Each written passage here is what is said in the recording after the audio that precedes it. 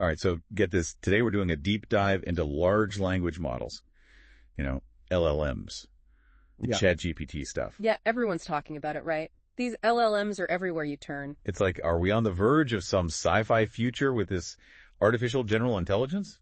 AGI. Which, by the way, for anyone just tuning in, means basically machines that can think like us, learn, reason, solve problems across the board, not just one narrow task. Right, exactly. Not just your calculator app that's really good at math, but something far more adaptable. Yeah. And look, we've all seen the headlines about AI going rogue, but Professor Edward Chang's seminar at ASU, totally different take. Totally. We dug into his lecture notes, some articles, even an interview. The guy's a rock star, really makes you think. And his point is, all this hype about just making LLMs bigger, missing the point. Yeah, he kind of throws some shade on the whole bigger's better approach. He's like, that's not how we get to true AGI.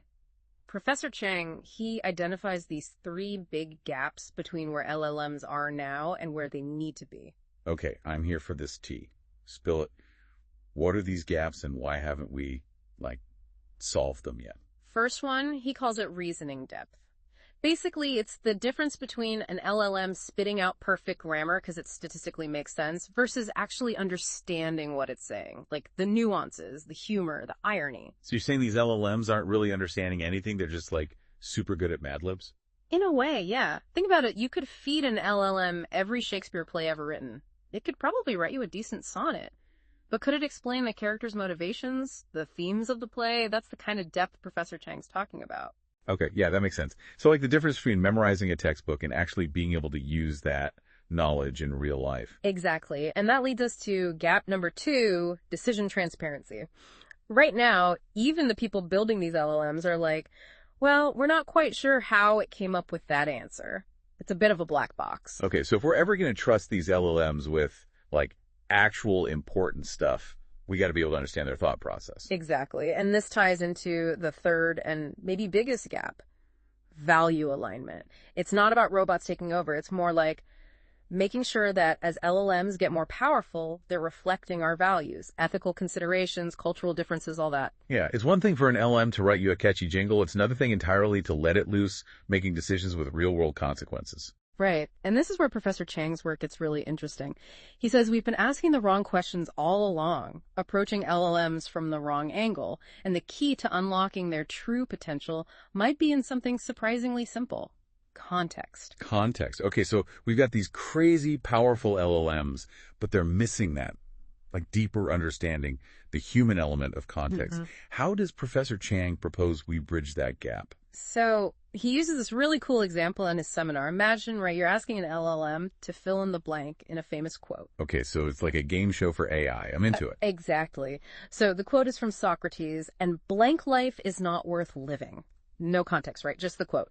The LLM might give you easy, comfortable, maybe even meaningless stuff it's seen 1,000,000 times in its training data. Yeah, statistically probable, but not exactly profound. Exactly. But here's where it gets wild. Professor Chang gives the LLM a little nudge, a bit more to work with. Tells it, this is a famous Socrates quote, known for emphasizing self-reflection, intellectual growth, all that good stuff. Does our AI contestant suddenly become a philosopher king? You could say that. With that tiny bit of context, boom, it nails it. Yeah. Unexamined. The LLM taps into a whole other level of understanding because now it's got the framework. Wow. So it's not just about the data itself. It's about giving the LLM the right breadcrumbs, the context to guide its reasoning. Exactly. Professor Chang argues we've been too busy making LLMs bigger when we should be making them smarter. And that starts with context. He actually makes this really interesting comparison to how we take exams. Okay, I'm listening. Exams, you say. Tell me more. Think about multiple choice versus an essay question. Multiple choice, you're stuck. Limited options. Got to pick the best fit. Right, but an essay lets you spread out, be more creative. You can show you really understand the material deeply. Exactly. And Professor Chang is saying we've been treating these LLMs like multiple choice test takers. Feed them data, ask them questions with clear-cut answers, then get surprised when they don't seem intelligent.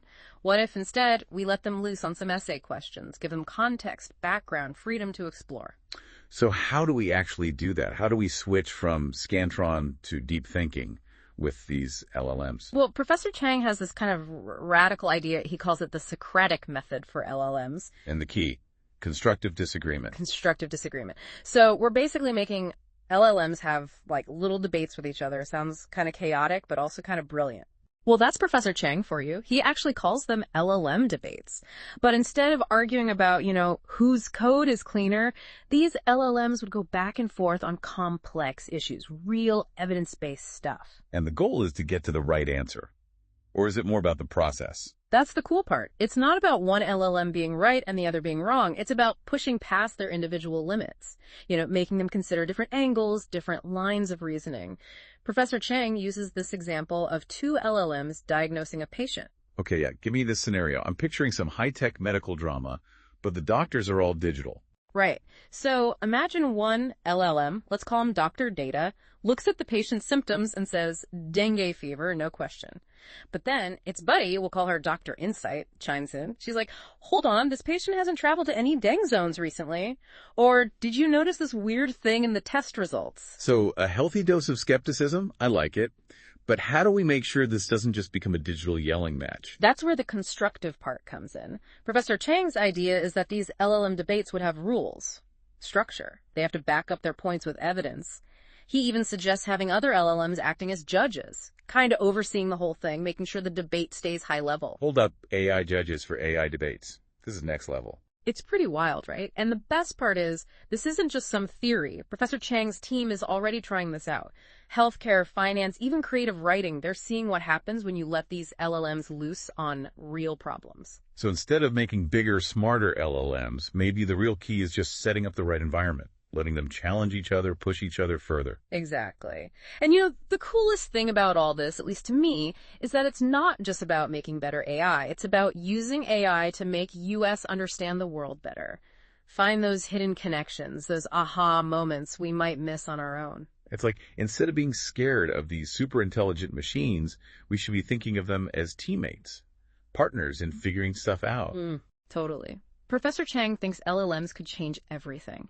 Not just industries, but the way we think, the way we learn. And he makes you ask yourself, what amazing questions could WE be asking if we weren't so stuck in our old ways of thinking? What incredible things could we discover if we teamed up with these LLMs, really treat them like collaborators? I mean, that's something to think about, right? It really is. Makes you realize we're just scratching the surface of what's possible. Well, folks, there you have it. Another deep dive in the books, and let me tell you, this one's got my brain firing on all cylinders. Until next time.